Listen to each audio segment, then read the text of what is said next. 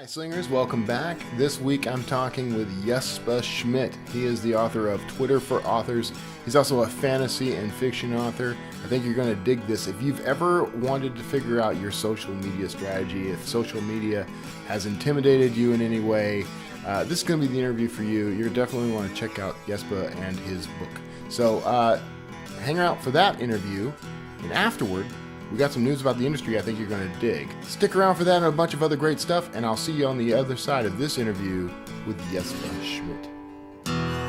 It's the Wordslinger podcast, where story matters. Build your brand, write your book, redefine who you are. It's all about the story here. What's yours? Now, here's the guy who invented pants optional, Kevin Tomlinson. The Wordslinger. Wordslinger.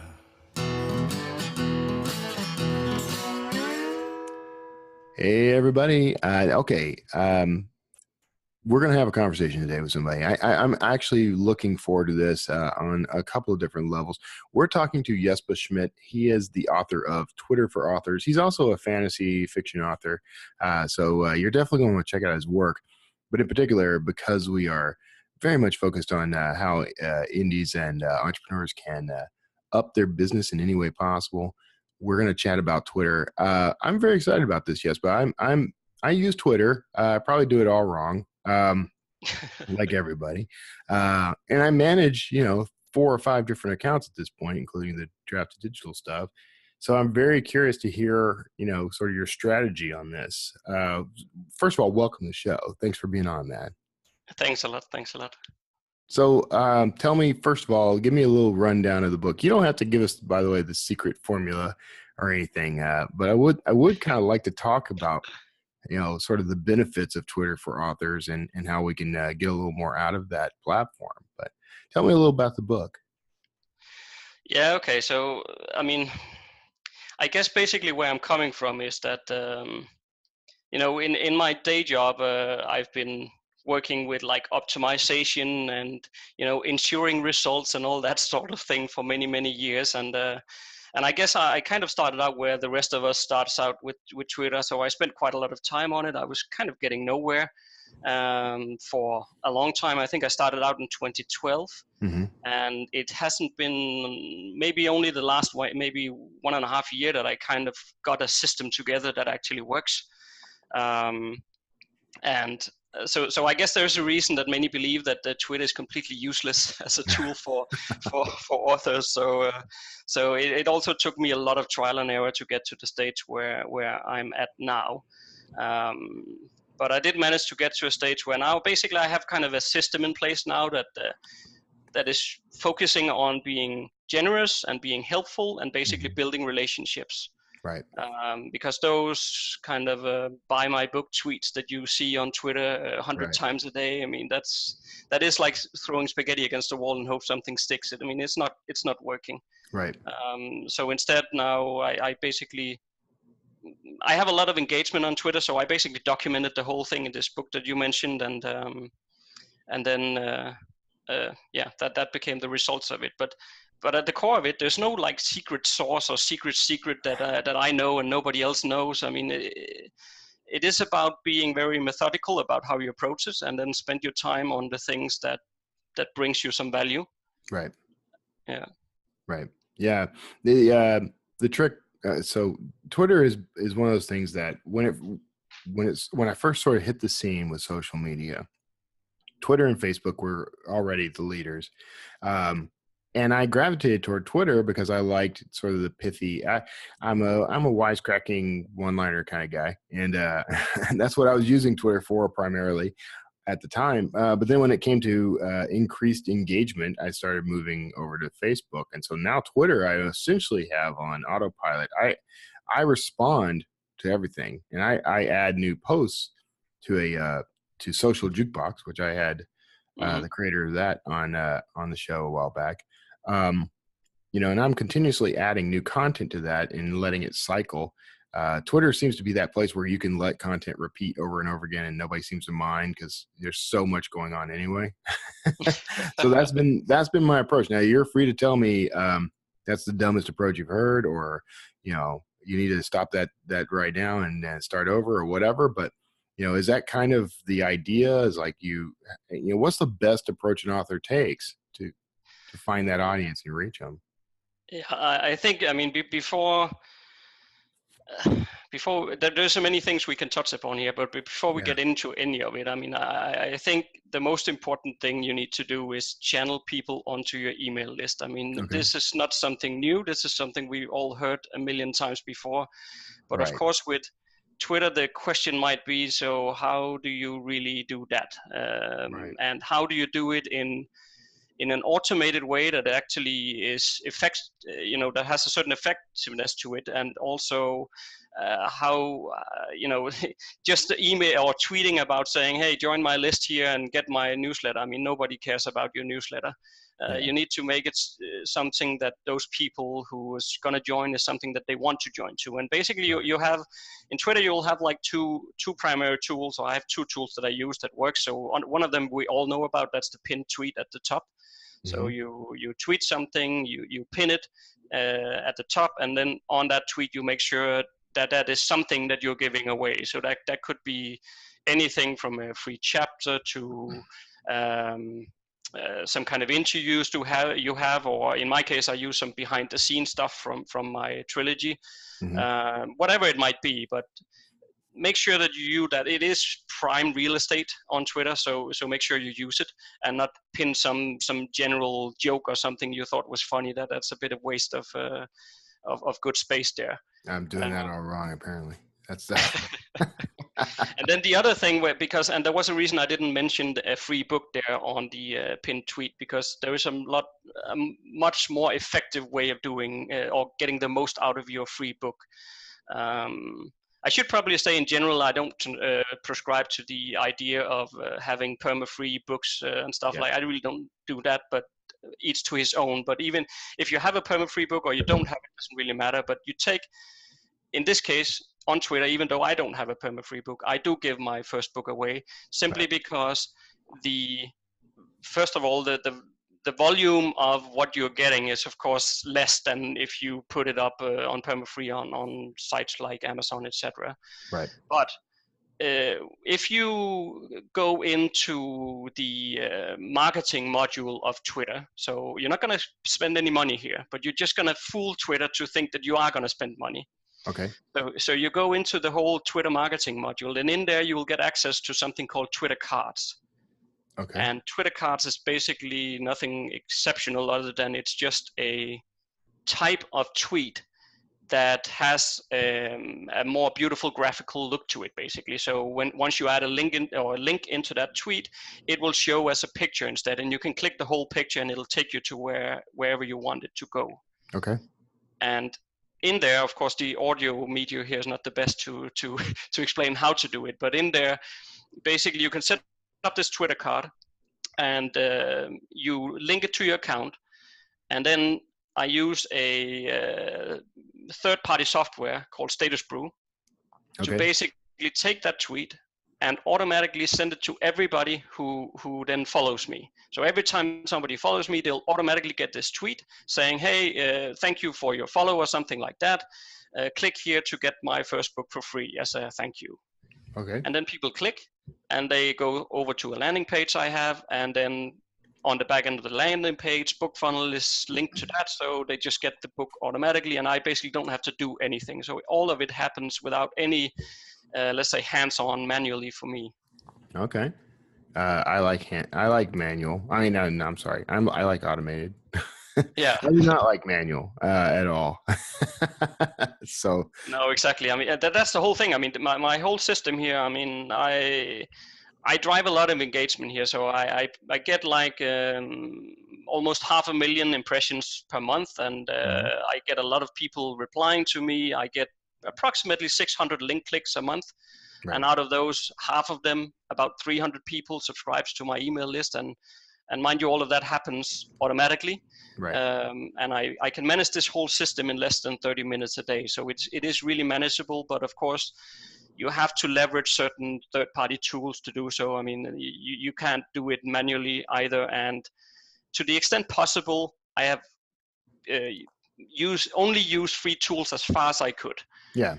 But to drive all the value out of what you can get here, then you have to use some paid tools. There is no way around it. But in writing the Twitter for Authors book, I purposely made it so that there are no like affiliate links in there or anything, and I did that on purpose because I didn't want it to show like I was trying to tell people use this software because I was going to get some money from it. So Right. I've only put them in there because I use them and because I feel that they are necessary and because I feel that they get you the most value for money and they do what they are supposed to do. Right. So that's it. It is interesting, by the way, that your approach is to focus on Twitter in an age where everybody's really looking at Facebook or Amazon, for ads. So what made you decide, is Twitter sort of your primary tool? Or do you use the other tools, or how do you do this?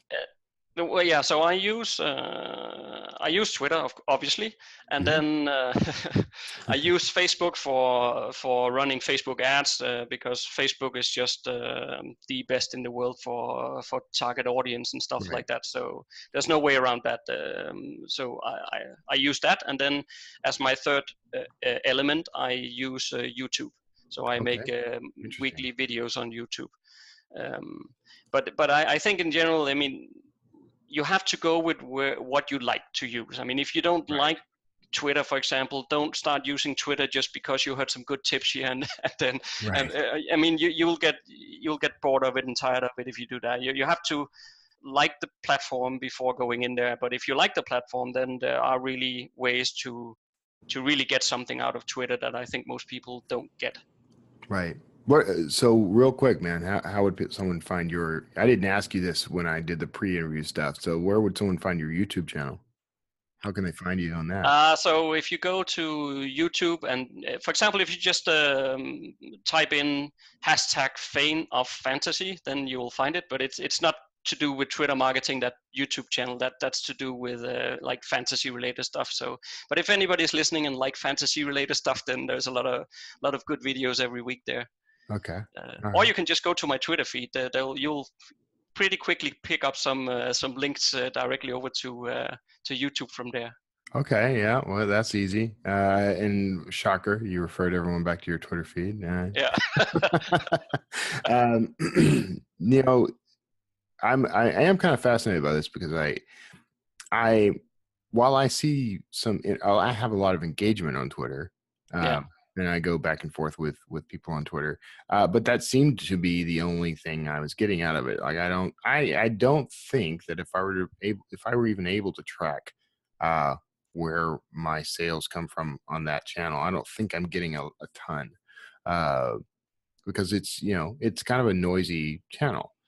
So what are some ways to kind of cut through that noise?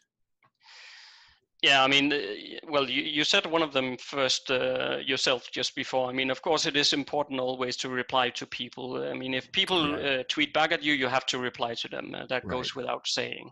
Right. And I mean, there are basically, I think I would say it in terms of there's a combination of two different tools I use here to basically, first of all, the thing is that you need to find the right people to engage with. So Twitter is filled with people. So there's like it has like 1 billion unique visits every month, and there's 313 million active users on Twitter. So there's a lot of people, and it doesn't matter which ones you get a hold of. Right. And for that, I use a piece of software called Crowdfire. Okay. And Crowdfire is basically a tool that you can kind of use to follow and unfollow people and stuff like that. So it's basically pretty basic in that sense. But what it does really, really great is that it will filter through people you have followed before, for example, so you don't start following the same person twice. It will also automatically do some of the groundwork for you in terms of removing people who it knows are spam accounts and stuff like that. So it'll filter that out for you. And then the trick is that you need to copy followers from another account, in the sense that what I would do in my case, for example, is I would find another fantasy author, and then I'll start to copy that person's followers, out of the thinking that most of those people would probably be interested in fantasy. Okay. And once I start following them, then the kind of unspoken rule on Twitter is usually most people, if you are followed, you'll follow people back. Right. And then they'll do that. And then that's where my Twitter card from before kicks in. So the Okay. first thing they will get is my tweet saying, hey, thank you for the following. Here's a fantasy book for you. Interesting. And given that they should be interested in fantasy, they should be going ahead and downloading my free book there. And then I have them inside my email list, and I can build the relationship from there. That's interesting. So it's almost like the Facebook lookalike audience, but you're going out and following them, hoping they'll return and follow you. Yes. Right. Yes. Yeah. That is interesting. I'm making notes of like the software you're mentioning. So the people listening, this will be in the mentions section of the show notes, complete with links. And you mentioned BookFunnel, which, Damon Courtney is a friend. He's been on the show, but he also lives about 2 miles away from me here in the Houston area. So when we were at NINC together last week, but so you use BookFunnel to deliver your freebie. Yes, that's right. Yeah. Okay. That's cool. Yeah. I mean, that's I always like to give Damon a shout out when I can. Yeah. Right. But it's a very, very good tool. I mean, and as I think most of the listeners here being authors know, they have an excellent customer service, and they take care of all that headache for us. So that's perfect. Exactly. That's very cool, man. So do you automate your tweets at all, or is it all, how do you handle that content? Yeah. So what I do is that I'm using a piece of software called Social Oomph. Okay. And inside Social Oomph, you can set up different queues. So I have one, for example, for content, like you mentioned yourself before. So one queue is where I, for example, tweet my videos. Okay. And inside Social Oomph, it allows you to set a whole range of settings on each of your queues, and each one of them can be different. So you can tell it to, okay, how often should it tweet? You can even set like start and end dates and stuff like that. That could be relevant for book launches, for example, where you want the tweets to stop. So you just load it in there, tell Social Oomph on that date, stop those promotional tweets, and it will. Then I also have some appearances, or what I call appearances, which would be things like this interview, for example. So I would put stuff in there, but then that will go out a lot less frequent. So only once in a while it'll tweet something so that people don't, let's say, are getting a link to a Wordslinger podcast every single day, and people might get. I'm good with that. You don't mind, but some might. some might. Yeah. That's cool. And then, of course, I do have my like kind of not directly buy my book tweets, but I have some promotional tweets in the sense that it's usually like I use Canva, to take my book cover, and then I'll either put in some words onto the picture from some of the stuff that maybe my beta readers have mentioned that they like these and these words particular or sentences, then I'll put them on, or it could be an extract of a review or something, and then a link to where people can get the book. So I'll put that into a separate queue, but again, that only goes out pretty rarely. So it'll be like once in every 20 tweets or something will be something about that. So it's only like once every 24 hours. So my whole system here basically will ensure that 18 automated tweets goes out in every 24-hour cycle. One of them being a promotional tweet about buy my book without saying buy my book. Right. And 2 of them will be manual tweets that I once every Saturday morning I sit down and schedule the next weeks of tweets, but those will all be manual because then I'll try to hit everything kind of time sensitive in those tweets. So that could be something like how my writing is going, or something that happened this week in my life, or whatever, all the kind of time sensitive stuff I stick in there as the last 2. So one goes out every morning, one every evening. So in combination, there's 20 tweets in every 24-hour cycle going out there. Okay. That's good. That's a good number to know. I think I'm doing many more than that with my automated stuff. So I may have to dial it back a little. I mean, you can always tinker with how, I mean, that there is no magic number for how often you should tweet, and you can always kind of dial it up or dial it down to see how it affects your analytics. I mean, you can go into Twitter analytics and see how the effect of what you're doing if you want. But at least for me, I found that 20 tweets every 24 hours works good for the audience of readers, and I assume that probably would apply to most authors, that is often enough to cover the different time zones. But it's not, let's say, too much so people get annoyed with it. But maybe I should mention also that the other nice thing with Social Oomph is that inside Social Oomph, you can, when you put in your tweets there, you can use some different symbols like curly brackets stuff when you put them in, and you can actually put 3 different variations of the same tweet in there. And Social Oomph will automatically cycle between the different variations. So if you can imagine your content queue, for example, is filled with 100 tweets, and each of them have 3 variations. So that's 300 different kind of tweets that it'll cycle through. And as it does so, let's say the amount of time between one people seeing the same tweet until they see the same tweet again later on might be weeks or even months, depending on how much content you have in the queue. So people won't see the same tweet going out, or when they do, they can't even remember that they saw it before, because it's been several weeks or maybe a month or more. Right. I kind of count on the sort of soup of Twitter to make sure people don't remember. I get some folks who, they follow me closely enough, I guess, that they see the same tweet every now and then. They'll comment. So maybe I need to mix it up a little more. My plan for that was to just keep cramming more and more content in there so that there was always something different going. Yeah, of course. I mean, if you have a queue big enough with a lot of content, then it probably doesn't matter. But I just made it a habit that everything I add something to my content queue, I'll put in 3 variations and use those curly brackets and stuff. So Social Oomph understands that's kind of code to Social Oomph that it needs to cycle. So I just do that by default now. So that it's just let's say, one more way of preventing people for probably noticing that there is a system in place. But at the end of the day, I mean, unless you want to spend hours on Twitter every day, then you have to automate it. There is a risk, of course, that people will know the same or see the same stuff. But there's no way around that. Yeah, that's true. So how do you feel about the new 280 character limit they're kind of rolling out? Yeah, I don't know. I mean, I'm just stick to what I have, because I have everything automated for what it is already. So I don't know. I mean, it'll give you a bit more space, I guess, but that doesn't always equate to good news, really. I mean, more space to talk. You just have more opportunities to stick your foot in your mouth, that sort of thing.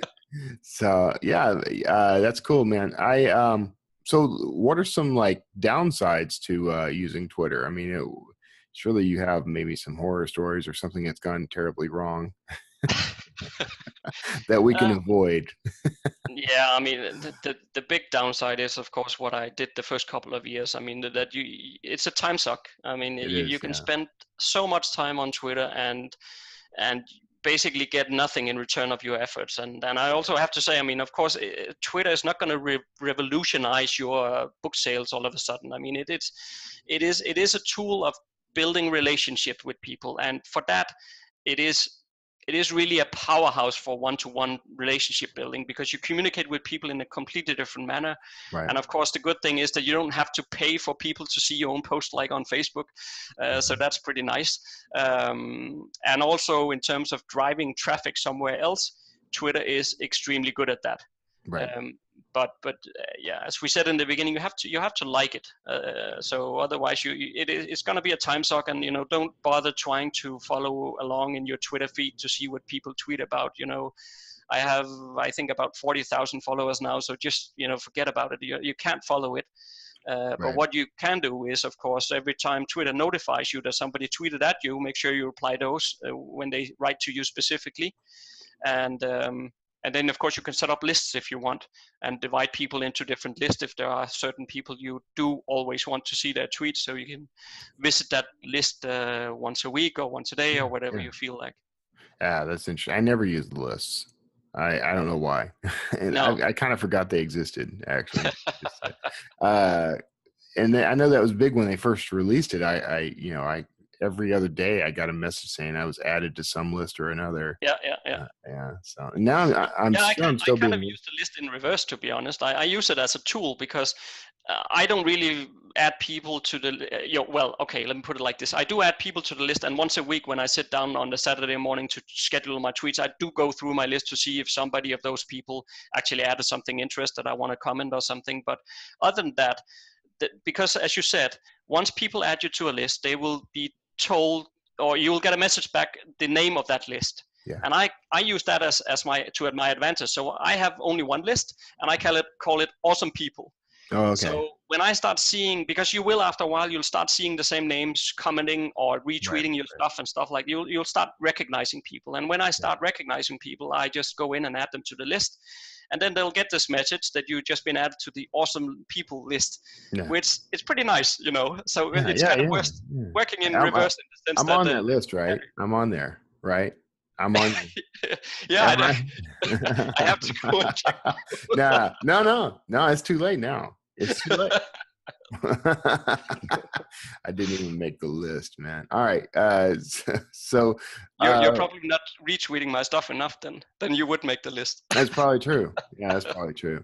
The thing. Okay. So are there some don'ts that we need to keep in mind? Like, as we do this, is there like definite things we should avoid doing as we're marketing? I know there's, don't go out there and say, buy my book every other tweet. Yeah. Or possibly even one tweet, but anything else like that we need to avoid? Yeah. So I have besides the buy my book tweet that you want to avoid, and I have two other things that I follow and I advocate the same in my book. And one of them is just make it a habit never ever to tweet when you are drunk or even tipsy. Forget it. You will regret it. When will I tweet? When will I tweet? Yeah. Maybe you need to get off Twitter then. I don't know. Yes. No, right. So that's for sure one rule. I would say do not do that. Okay. And then the other thing is that I try to steer far away from anything to do with like commenting on politics or religions or anything that might like divide my following in half. So some will like it and some will hate it. I just don't see any reason for it, and I don't see how it would link to an author brand, and I just don't see the benefit of it. And the only thing you can do is risk losing something, and there's nothing really to be gained from it. So that's the other thing I say: stay away from stuff like that. Right. Yeah. All right. Yeah. Those seem like common sense rules that I break every single day. I try not to get involved. I try not to say anything. Political or otherwise, but you get drawn into it. I mean, I do see authors, big name authors, John Scalzi, for example, Anne Rice, some big name authors out there who are, commenting on this stuff, and they get a lot of engagement in that. But of course, John Scalzi is like, depending on who you are, he's like one of the most hated sci-fi writers on the planet. So maybe he's not a good example to follow, I like the guy, by the way. I've met him a few times. He's a good guy. But he has some opinions. There is some branding stuff going on in this conversation as well. Right. I mean, because I think I saw at some point J.K. Rowling was commenting on some politics stuff as well. I mean, but there's some branding stuff. If it is part of your brand, then of course go for it. But I'm just let's say talking from a position of, if you're like the average fiction writer and you don't really have any way of your author brand or reason for your author brand to engage in politics, or you don't have, let's say, non-fiction books that links to some of it in some way or another. Right. I still just don't think that is a good idea, but each to his own, of course. But I wouldn't do it. Right now, me neither. I think that's the wise choice, no matter what you're writing about. And I know now I'm a thriller author. Maybe there could be a case made that thriller authors should probably comment on the world stage, but it doesn't usually end well, and it's usually not tied in with your fiction anyway. So why bother? Yeah, yeah, But that yeah, becomes the conversation, right? It becomes the ongoing conversation. I actually find that I yeah. get annoyed with, I follow quite a few people, a lot of Marvel Comics writers, for example, many of whom are very political in what they post. And it does kind of make me want to not to tune them out. So maybe you're onto something there. Yeah, I don't know, but I mean, the bottom line, I guess, is what kind of messages do you want your Twitter feed to be filled with? And Right. what kind of engagement do you want to spend your time on? Do you want to argue politics with somebody who doesn't really care about your work or your books anyway? Or do Right. you want to fill your Twitter feed with tweets where people can see that you are engaging with readers and having helpful conversations? As I said in the beginning, I'm focusing my tweets on being helpful and being inspirational and stuff like. So I share things, for example, from my YouTube channel with fantasy videos where I share things to my fantasy audience about stuff that they will find helpful and inspirational and stuff like that. So Right. that's the stuff I want people to see in my feed when they come to my profile the first time, and not half filled with arguments with somebody about some political situation somewhere. Right. That I mean, Right. what am I going to gain from that? Right, right, right. So give me a typical tweet. Give me something that you would typically roll out. Yeah, okay. No, So and I have to apologize because I told you right up front I wasn't going to ask any gotcha questions, and then I put you right on the spot. If you don't have something ready, don't worry about it. But I was just trying to see if you had like a typical Tuesday at 1:30 in the afternoon tweet. Yeah. No, don't worry. So it depends on where it comes from. So of course, some of my tweets will come from social oomph, as I said before. Okay. So some of them will be stuff like one of them, for example, that goes out is so don't believe that life at medieval castles was that glamorous. And then they link to the YouTube video where I kind of explain how to work medieval castles in your fantasy settings. So that could be. Okay. All right. And one of my manual tweets from today, for example, was that I tweeted out that if all goes well, I should be done with the first draft of the final book in the trilogy by the end of this week. So that's just simple stuff like that as well. Right. And Right. you make use of relevant hashtags as well, because that drives more attention as well. I think you suffer from the same. I'm not going to call this a problem. It's not a problem. It's more of a challenge. The same challenge that I have in that I have a split audience, right? I have my my readers, right? Yeah. And then I have the authors that I work with and talk to through Wordslinger, through Draft to Digital, through all that. Do you have any? Now, I've recently started splitting out. I split out the Wordslinger stuff, but I still quote it because my Wordslinger audience, if they were following me at all, they're following me on, Kevin Tomlinson. Yeah. So I'm still kind of repeating. I picked up the RSS feed for the tweets from Wordslinger podcast, and I'm repeating those. Yeah. Because I don't want to lose the audience.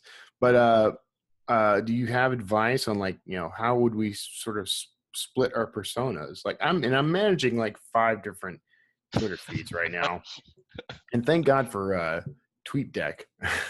Yeah. Do you use tools like that? Do you do multiple accounts? I mean, no. I mean that. Okay.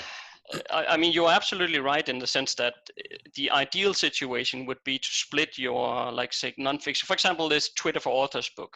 Right. That will go into my Twitter feed, and people who are fans of fantasy probably couldn't care less. Right. And then there will be another part of the audience on Twitter who are also authors, and hopefully they will care. But ideally, you should really, split them apart. Yeah, just like a mailing list. It becomes a time management problem, really. I mean, do you have the time to do that? Then great.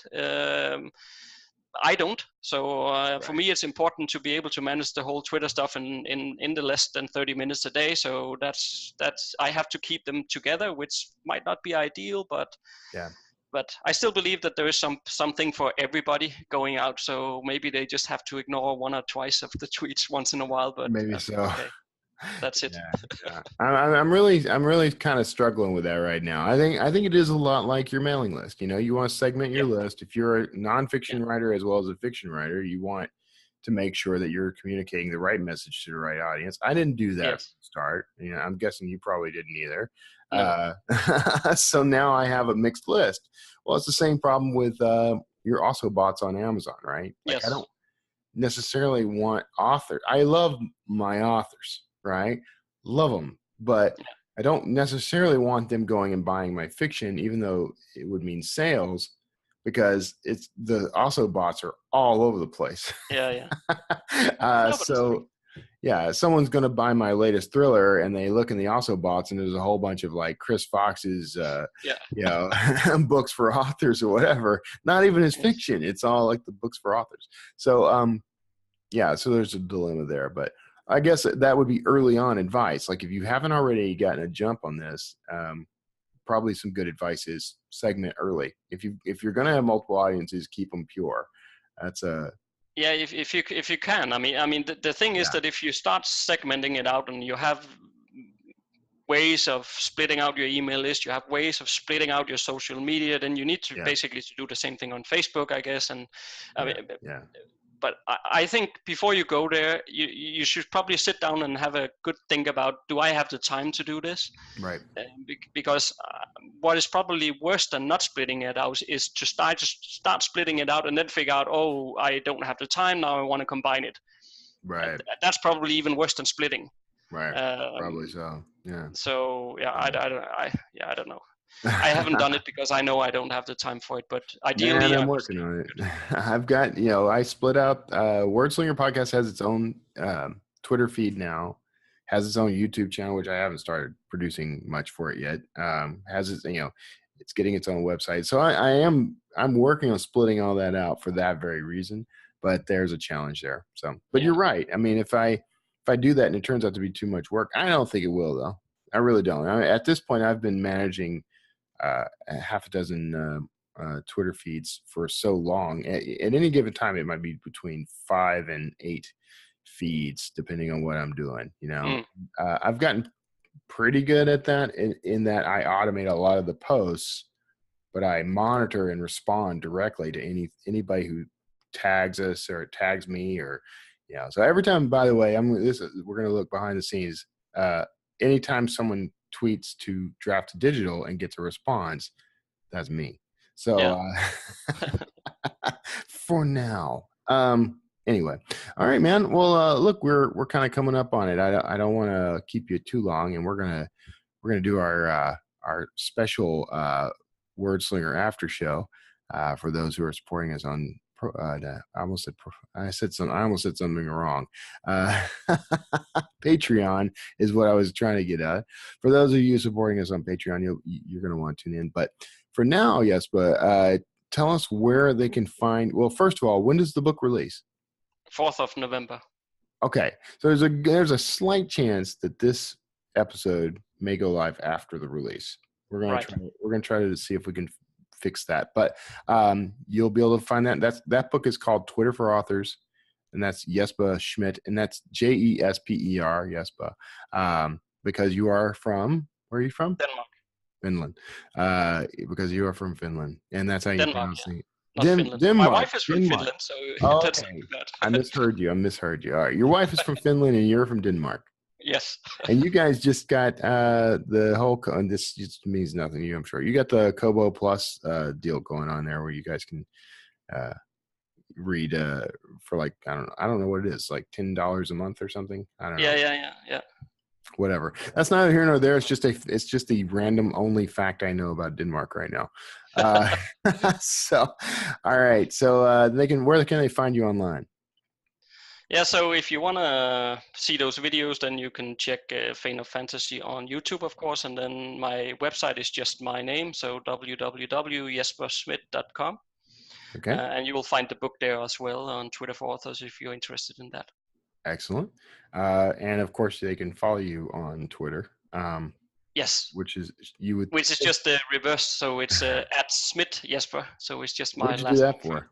Were there a lot of Jesper Schmidts? Apparently so. I couldn't take that. So I had to do the reverse. That is shocking to me. That's Yeah. shocking to me. And by now there may be 100 Kevin Tomlinsons. So I did manage to I try to nab Kevin Tomlinson on every platform as soon as they emerge. So, all Yeah. right. Okay. Well, hey, Jesper, you hang out. We're going to chat a little bit more. Everybody else, right now you're hearing some groovy bridge music that's going to take you into the break and into the wrap up at the end of the show. Dance in place, if you will. Thanks so much for tuning in. Jesper, thanks so much for being on the show, man. And everybody else, we'll see you on the other side.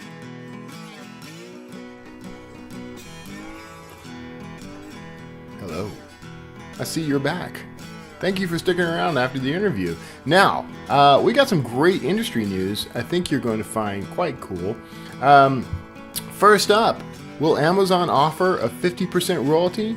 And that's the question on everyone's mind right now, because earlier this week, that option suddenly appeared. Now, it was not clickable, and it disappeared just about as fast as it appeared, but it's got a lot of people in the industry speculating about what that could mean.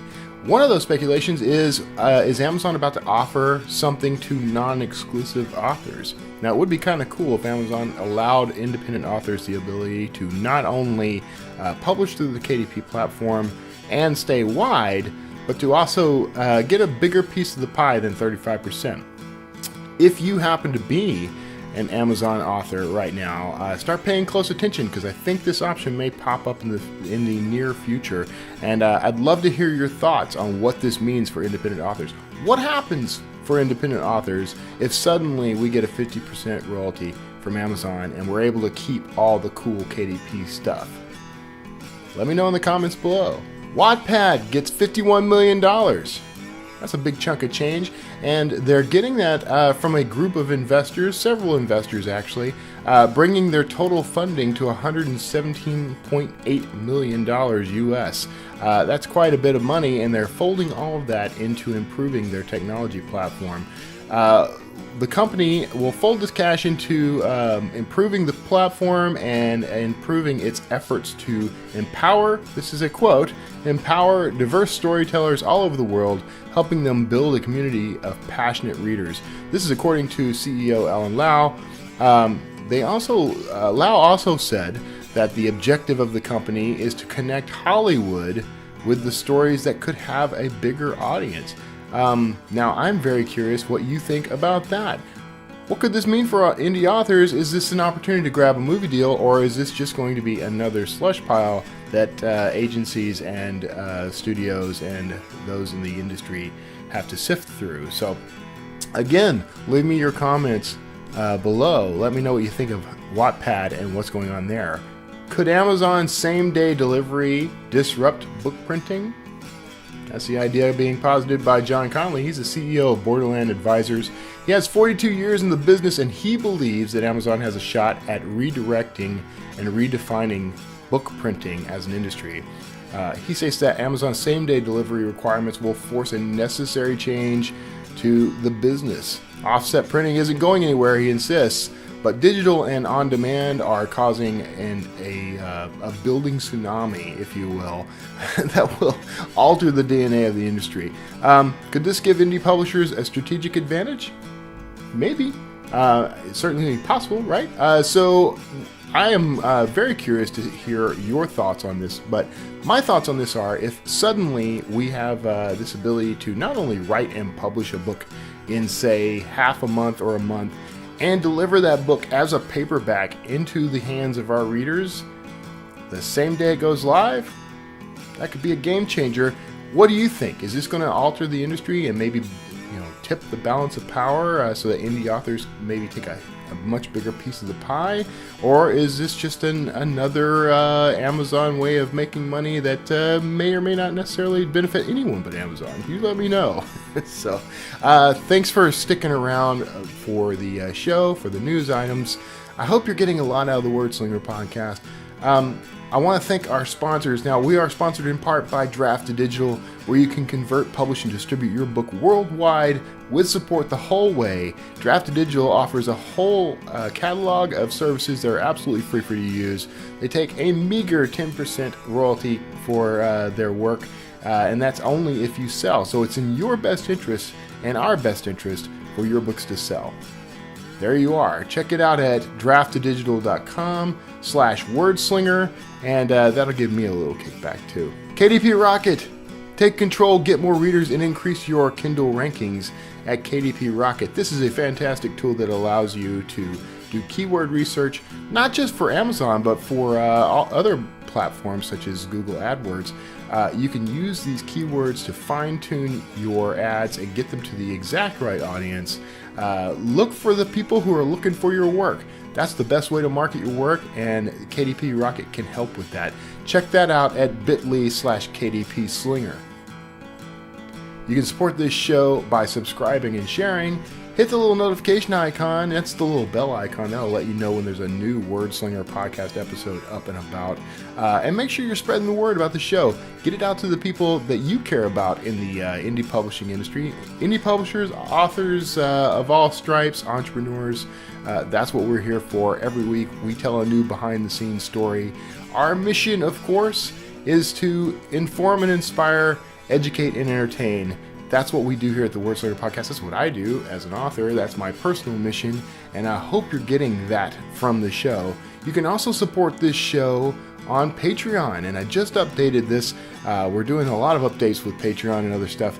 You can now go to patreon.com/WordslingerPodcast, and there you'll be able to chip in. Every time you send my way each month, you can set whatever amount you want, by the way. And every time you send my way, it goes into the overhead of the show. It helps pay for hosting. It helps pay for new equipment and upgrades. If I hire some folks, it's going to pay for that. Buys me some nachos. If you watch my video, I bring that up.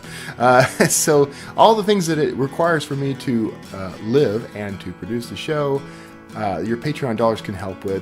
I don't ask for much. You can give as little as $1 a month if you want. What I really want is the interaction between me and you, and I want to make sure that I'm providing you with something you find worthwhile. And you can let me know by sending a couple of bucks my way every single month to support the production of the show. You can also support me in my favorite way of all, by buying my books. I am a thriller author. I'm also a speculative fiction author, but I mostly write thrillers these days. My new book, my new Dan Kotler archaeological thriller, The Girl in the Mayan Tomb, currently on pre-order. It releases on January 26, 2018. Right now you can buy it for $2.99 on pre-order, and it goes up to $4.99 as of January 26th. So this is the time to jump in. I hope you enjoy that. You can also get a free book, by the way. If you go to kevintumlinson.com/join-me, you can actually get on my mailing list, and you'll be able to get a free copy of my book, The Coelho Medallion, which is the first in the Dan Kotler series. And I'm actually working on updating that, getting rid of some long-standing typos and other errors that I wanted to correct. So you'll be able to find that pretty soon. So thank you so much for being a part of the Wordslinger podcast. I really appreciate each and every one of you. I'm praying for all of you, and I hope you have a very safe week and weekend ahead. Take care of yourselves. I'll see you on the other side. Wordslinger.